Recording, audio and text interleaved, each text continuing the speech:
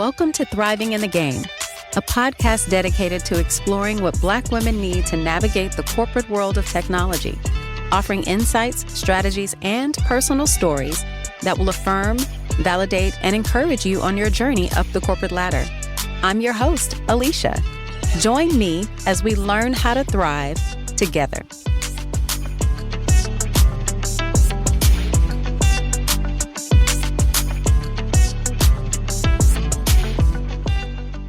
I hope you're ready. We are back with our next Profile in Thriving. Throughout this season, we reference statistics and discuss the different challenges that you may likely experience in the corporate technology environment. These experiences can be jarring, draining, often catching us off guard and leaving us questioning whether or not we belong in this industry. But this next story reminds us there doesn't have to be a negative reason to leave corporate tech. Sometimes we just realize our fulfillment is in a completely different space. That maybe it's time to take what you've learned here and move on. But what does it look like to transition to a career beyond corporate tech? Our third Profile in Thriving highlights the career journey of Lesley Lady Clipper Bryant, an award-winning barber and business owner with a true passion for precision, artistry, and people. After a 12-year career as a graphic designer, Lesley details the career change that led to her proudly opening the doors to the Lady Clipper Barbershop. She successfully created an inclusive atmosphere where you can expect exceptional service and a lively environment. Over the last 8 years, Lesley has dedicated her love for being a barber stylist to clientele throughout the Washington, D.C. area, striving to understand her clients, creating looks that embody clean construction and elegant lines, and revealing the best of your style with a look that speaks for itself. Lesley is a masterful example of navigating a career transition out of corporate tech. Her story emphasizes that you shouldn't let yourself have to be convinced to move forward when you know it's time to go. She advises that being open to exploring new gifts can create some amazing opportunities, that defining your vision and preparing for it enables you to move beyond fear and be ready for what is to come. And finally, going a step above the competition and leveraging your technology skills can help you to carve out your own lane with confidence based on your values. Join us in this conversation as we learn more about Lesley's career and what it looks like to thrive as a Black woman in business beyond tech.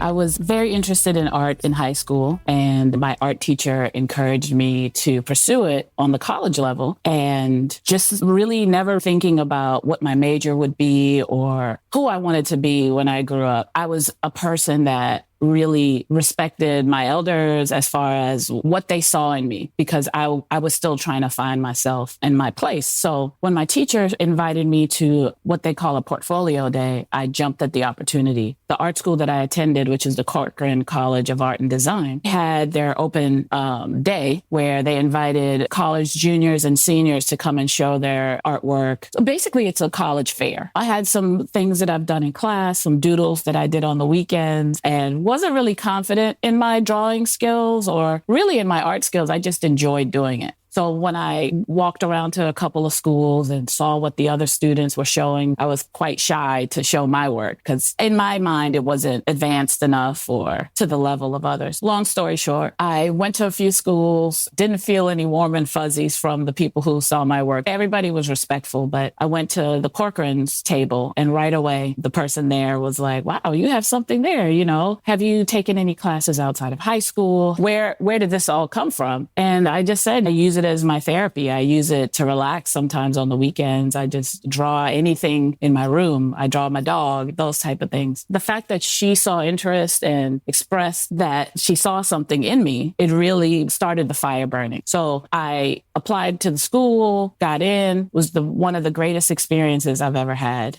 graduated and was able to get a job as a graphic designer.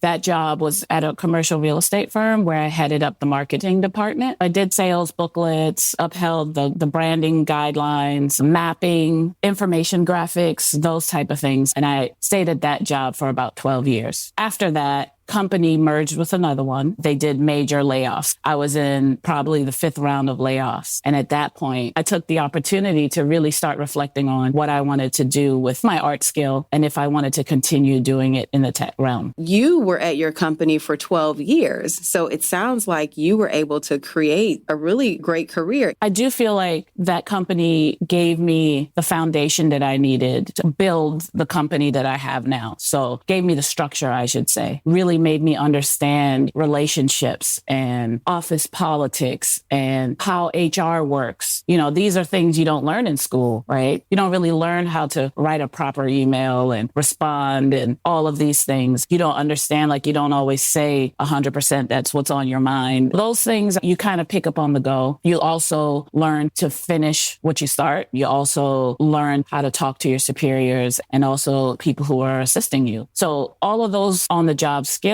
basically laid the foundation and gave me the structure I needed to really grow in the field that I am in now. And so during your time there, did you pursue leadership? Because I was running the marketing department, I considered it a leadership role because I felt like, you know, that graphics department and the marketing department is the backbone of sales. Without your slideshow, without your booklet, you know, how can you sell? Right. Did you encounter challenges in that journey? Yes, I encountered many challenges. Being of Black and an Afro-Caribbean descent and being in an environment that was mostly white male. My assistant and myself were the only 2 brown people in the office. I wouldn't say it was a bad experience or we were mistreated, but every once in a while there were comments that were made about other Black people in the company or little jokes like, oh, you guys aren't Black, you guys are Caribbean, as if there's a difference.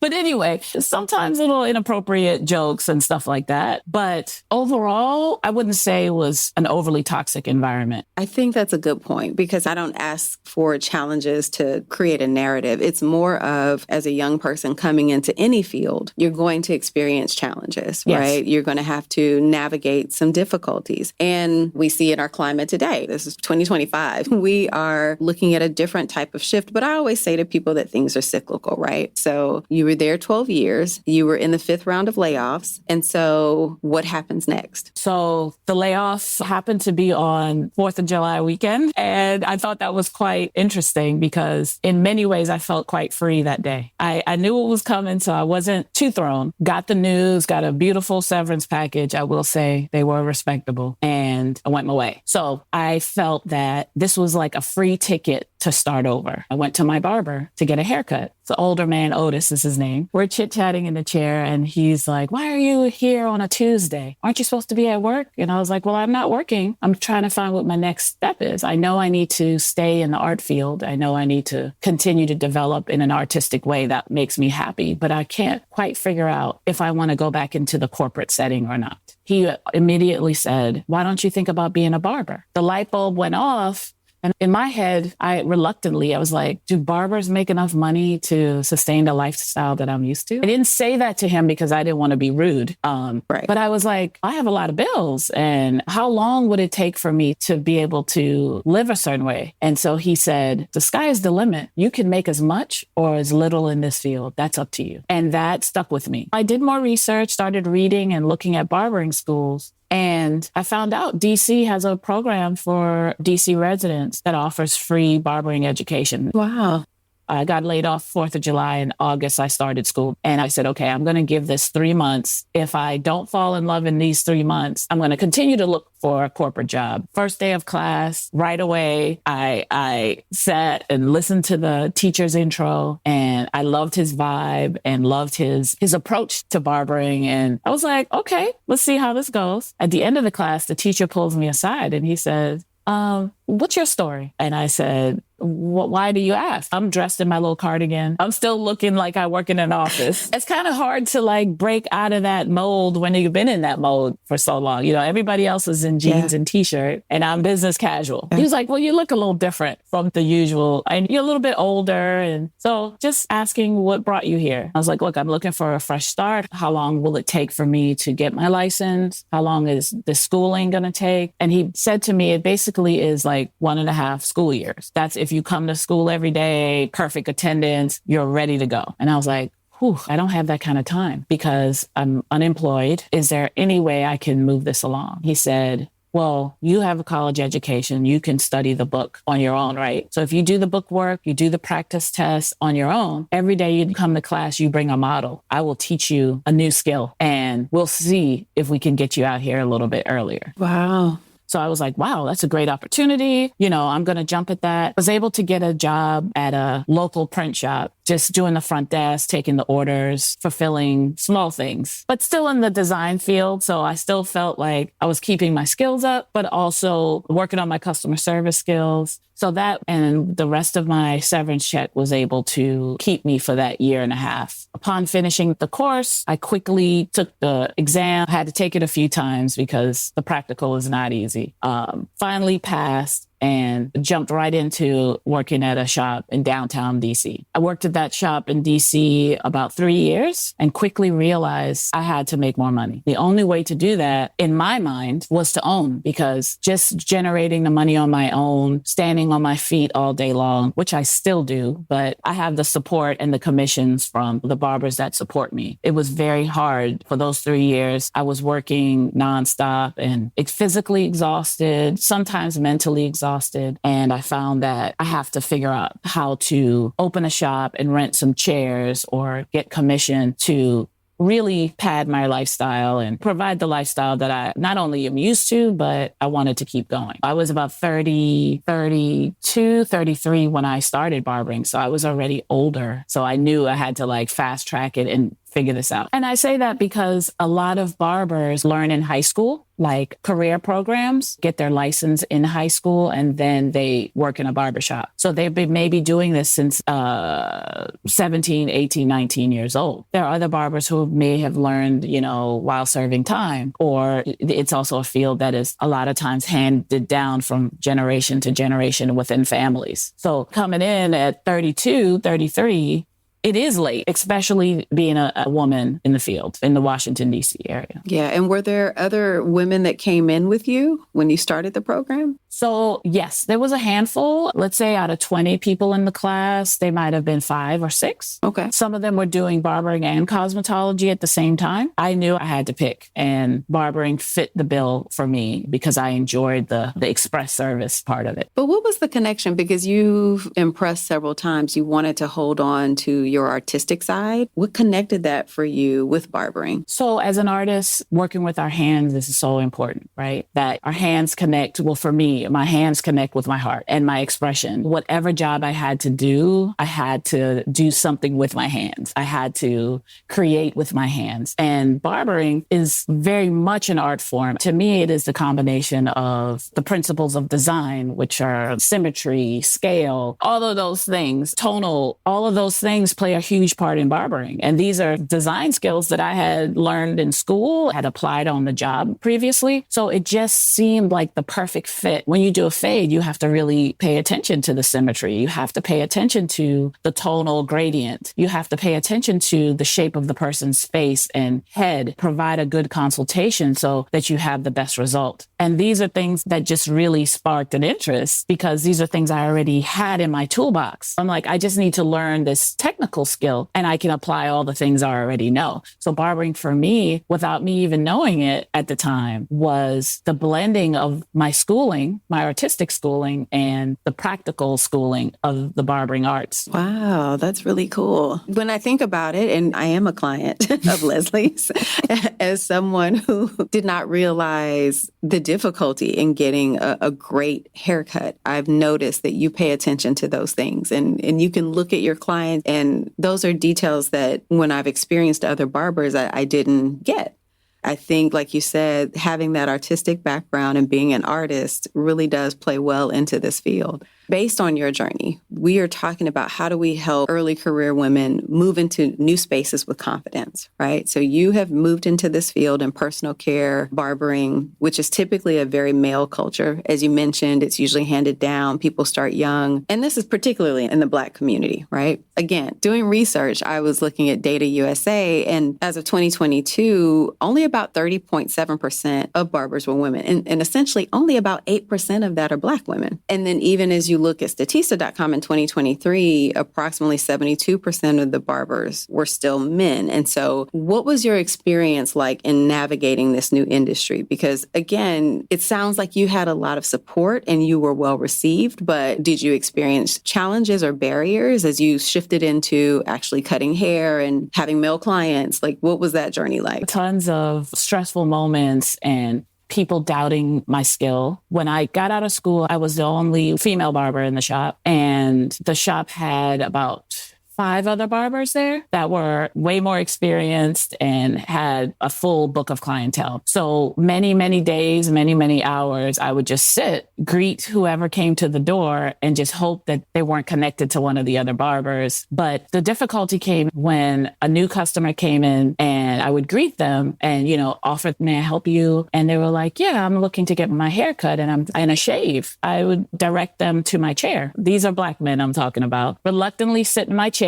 And then I've seen them whisper, can she cut, man? To the barber next to me. Oh, I've never had a woman cut my hair before. This your first time doing this? Did you just start? And I would be like, no, it's not my first time, but I am a new barber, but I'll take great care of you. Just really trying to project some confidence was an important thing for me. That people doubting your skills and checking with your coworkers to see if you're okay based on your gender, really. Also, sometimes the clients would come in and kind of tease and be like, hey, I'm his client, but you're cute. So let me just go ahead and sit with you. Or he better not be late one day because I'm going to sit right in your chair. So it would be some humorous things, but also some things that over time would test your nerves. What I've come to realize, there's a great deal of trust that you have to build with people. And like you mentioned, that takes time. And so the longer that process, especially as a barber, I'm sure that also impacts you financially because you're having to cut hair, especially if you don't own that shop. Absolutely. Yeah. Trust, and you have to have someone in your chair for people around you to see that you actually can cut. Yeah. Because a lot of times they're like, I'll see what you can do first before I sit there. So yes, trust is key. So then how do we get to the lady clipper? I was working at a shop in Northwest. One of my classmates at school owned a barbershop with his cousin, and he was watching me develop in class. He was an owner, Wow. but needed to learn how to cut. Oh, wow. Okay. I didn't know that. So he kept that quiet. He was very friendly with me in class and really kind. And when we graduated, I got my license right away, and he stayed in touch, and he was like, Lesley, you got your license already? And I was like, yeah. He was like, you got a shop to work at? And I was like, well, and he said, come see my cousin's shop. I think you'd like it there. So I went there, saw it, and I was like, oh, this is a nice place and good location. So I ended up working at the shop in Northwest for 3 years. Once I had a little bit of money saved, I started to look for spaces. So I looked in areas like Eastern Market. I wanted to be on a main street so that at least I had foot traffic. Didn't have a whole lot of money saved, but I had something.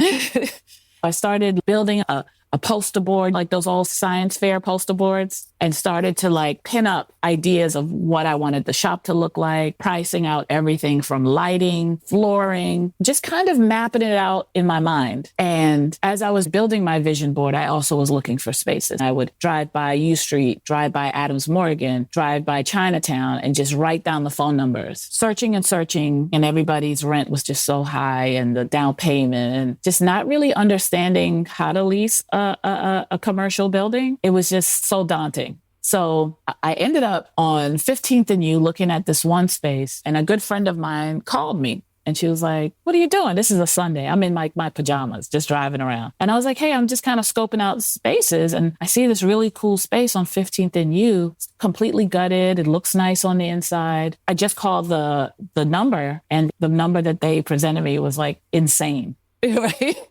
So she was like, 15th and you. My hairdresser is across the street. Look across the street and see if you see this particular sign. So I was like, yeah, I'm looking right at it. She was like, I know the owner of the building. This is a Black woman. I can see if she has space for rent. Right away, I was like, please ask her. And I would like to meet her in person. I was like, so set the pick for me and I'll do the rest. She was like, okay, I have an appointment next Thursday. When I'm in the chair, I'll mention you and let you know. She did what she did. The lady said I could pop by the following week to meet her. I got all dressed up and I popped up with my poster board. How embarrassing, but no, that's a vision. I needed her to see it. So I walked in and her husband was at the reception desk and she was doing someone's hair. Introduced myself and right away her face lit up and she was like, oh, you're so-and-so's friend. I was like, yes. She says you're looking for space to set up a shop. I said, absolutely. She was like, well, I don't have any space that's available for lease. I just leased my basement, but I am open to, if you want to share the space with me and maybe be my assistant, maybe we can work something out. And I was like, ma'am, respectfully, I'm not looking to be an assistant. I'm looking to set up my vision. And if you don't mind, I know you have a client. Can I show this to your husband in the meantime? And you can just listen on. She was like, absolutely. So I pulled out my board and I showed them, this is what I want. This is what my logo is going to look like. And this is what my vision is. And turned the board around as she's curling this lady's hair. And she was like, oh, okay. She was like, okay, we'll talk more. Give us a call on Sunday. We're going to talk some things out. We don't have any space right now, but I'll keep you in mind. So she sent me on my merry way. Before I hit the door, her husband says, well, upstairs we have a storage area. Did you want to see it?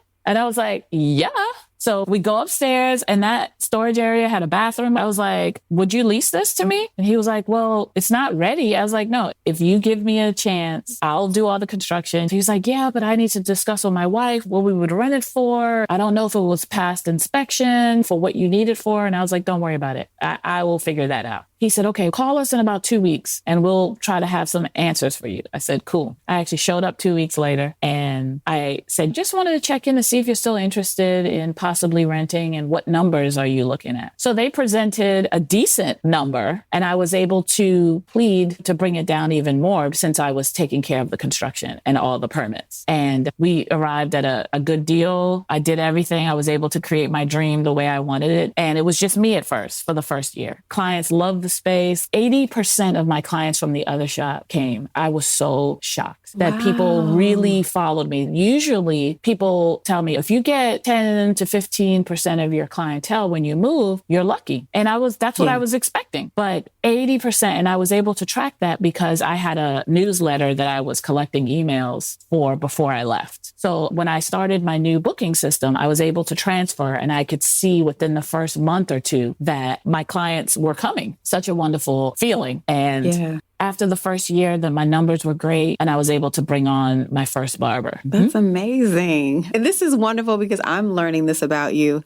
I remember that shop. That was my first experience in coming to you. So I know the space that you're talking about. Let me ask you this. How can we help early career Black women begin to carve out their own lanes as they shift fields? Again, we've talked about barbering, specifically in the Black community, is very heavily male, right? And so you made your way into there. Then you started to build this clientele. Then you move and 80% of your folks follow you. Some of the themes that I've heard you emphasize are learning how to run a business well. You had a newsletter to collect emails. Essentially, I hear preparation. I hear customer service. These are the themes that I think probably added to your confidence because you had a vision that you wanted to realize. So how do we help early career Black women who are also making that shift? What do you think can help them start to carve out their own space? Because again, you've created a very unique experience in barbering. Basically what you said, a lot of prayer and preparation and really taking what you have and understanding that that's enough. So all of the skills that you have throughout your life, you find a way to bring them together. And I think a lot of times as women, especially Black women, we doubt what we already have inside of us. We doubt the education. We doubt the support that we may have. We sometimes doubt our own skills. And really doing that soul searching and really being steadfast in believing in ourselves, it starts there. Really shutting out that outside noise because that outside noise can stop your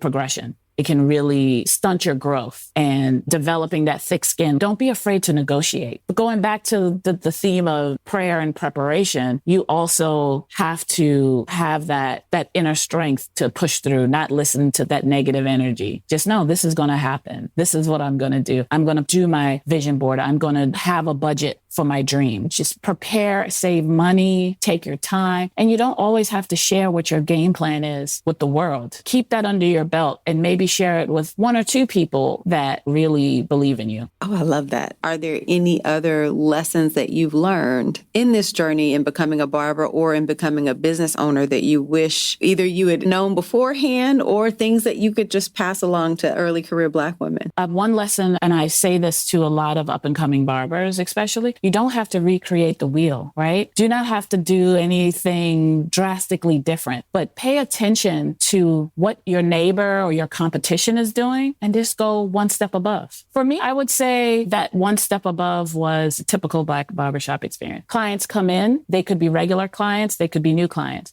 Nobody says anything. Nobody says, good morning, how you doing? Nobody greets anybody. The person just comes in and sits down. The barber knows that person. They'll say, all right, man, you're next. I grew my clientele in a shop full of experienced barbers just because I was willing to shake hands and kiss babies. I was willing to greet the person at the door, whether it was my client or not, or possible client or not. And a lot of the clients that come to me now from that shop, they say, you were the first smiling face I saw. You were very inviting. So I just went with it. I gave you a chance because you were so kind. You were so gracious. And I was nervous walking into that shop. And I had clients of all races come there. That neighborhood is the Shaw neighborhood in DC, and gentrification is high in that neighborhood. So some of the people that were new to that neighborhood were nervous about walking into an all Black shop. So if I'm greeting you at the door and I'm inviting you to my chair, or at least saying, hey, I have two people before you, I will be with you shortly. Or can you come back in an hour? Or would you like to come tomorrow? I'll write you down in my book and make an appointment. Organization is key. Planning is key. The barbers in my shop did not have any booking system. They didn't have any appointment system. They actually didn't believe in it. And me coming from a corporate environment,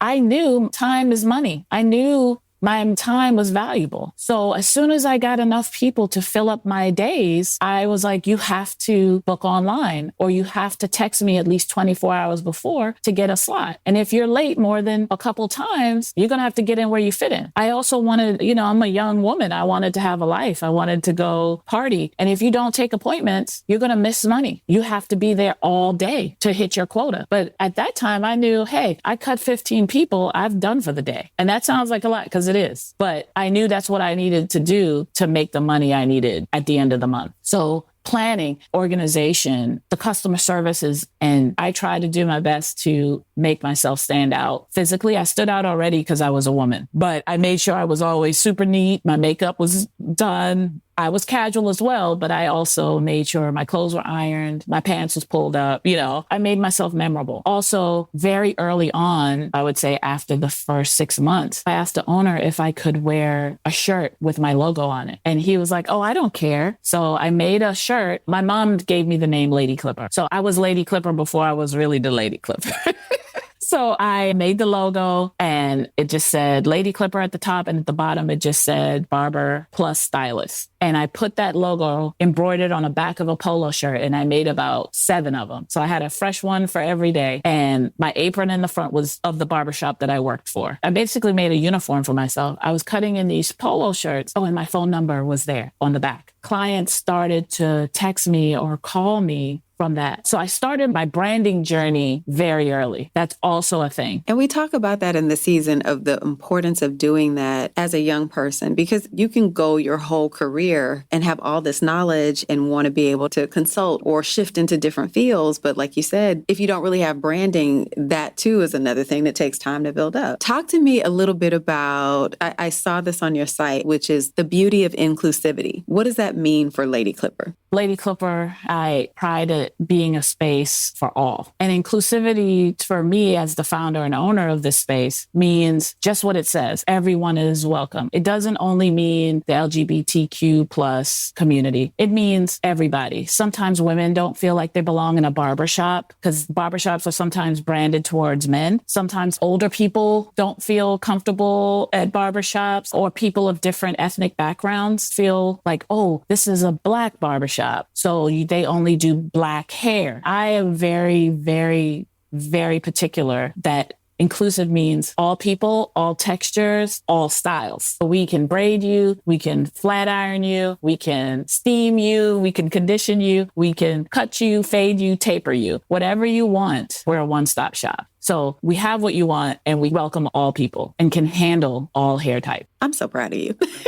Thank you. So one of the things I wanted to talk to you about, and you actually alluded to this, we as Black women can take on quite a bit. And I think it starts early in our career. I recognized a lot of times that doubt in my skills, the doubt in what I was capable of doing or my education often came from external impacts or influences. So over time, I developed habits that weren't really healthy in terms of overworking, trying to be not just twice as good, but 4 times as good, because I wanted to make sure that you couldn't doubt me, right? And so I think it introduced some ways that I just didn't take care of myself. So one of the things that I'm trying to emphasize for early career Black women is you start your career, start habits that are healthy. And so one of my questions as a business owner, as a person with staff, as a person with the vision of this shop, how do you balance that and also taking care of yourself, resting and recharging? I think that is a constant journey, that work-life balance, taking care of yourself. I think there's seasons for me. I don't think I take care of myself all the time, to be honest. There's seasons where I focus on it more than others. So I have a trainer that I go to twice a week. That is part of my self-care routine, to make sure that I'm stretching, that I am keeping my muscles lubricated so that I can work longer hours and I can stand on my feet without too much stiffness and pain. I'm happiest when I am traveling. I love to see the world. I love different cultures. So I try to make sure that at least a couple times a year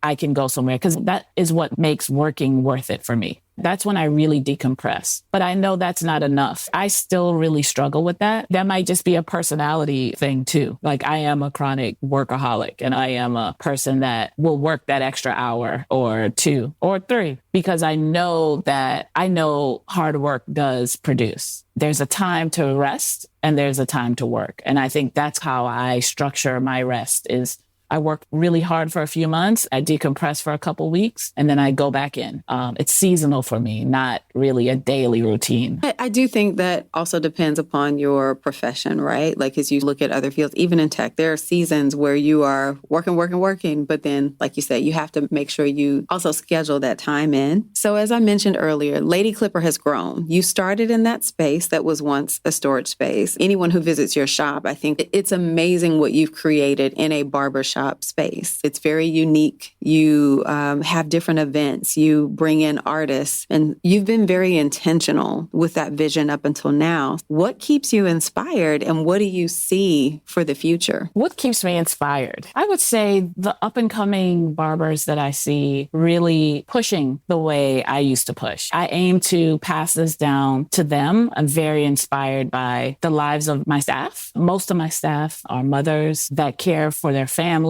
and also find the energy to come to work and care for their clients. That is like so honorable, and that's a serious superpower. So on my tiredest day, I look at them and I think, wow, after you care for these people, you have to go home and care and cook for someone else. That's not a responsibility that I have. I have a lot of respect for them. So for me, that is a source of inspiration. Also, like you mentioned, the artists that come in and display with me, a lot of them are up and coming artists. A lot of them are students. And I just see the twinkle in their eyes, the way my landlord saw the twinkle in my eyes. And it just gives me so much pride and joy to give them a chance to showcase their work and sell their work. at whatever price they want to put on it. So really keeping fresh energy, creative energy around me is really my inspiration. As you reflect on your journey, leaving tech, going to barber school, starting out as a fresh barber, and ultimately becoming a business owner and opening your own shop, is there any advice that you have for early career Black women who are looking to build a thriving career outside of tech and also feeling confident in building a business for themselves? Get your support system in line. Make sure you have one or two people that believe in you. Make sure that you have a community or something around you to support you when things get rough, because the road is going to get rough. You're going to feel alone. You're going to doubt yourself, but really making sure that you have, whether it's a church or people who are pushing you, keep the right energy around you, planning again and saving and really being patient with your dream, but also knowing when to put your foot on the pedal. You can't reach without stretching. And sometimes if you don't stretch, you're going to be stagnant, right? So don't be afraid to jump off the cliff just a little, stick your toe in the water just a little bit, because you might be surprised that this is where you belong. I never thought of this as a career till my barber suggested it. So don't be afraid to also listen to your elders, listen to people around you that know you. They may be able to see something in you that you don't see in yourself.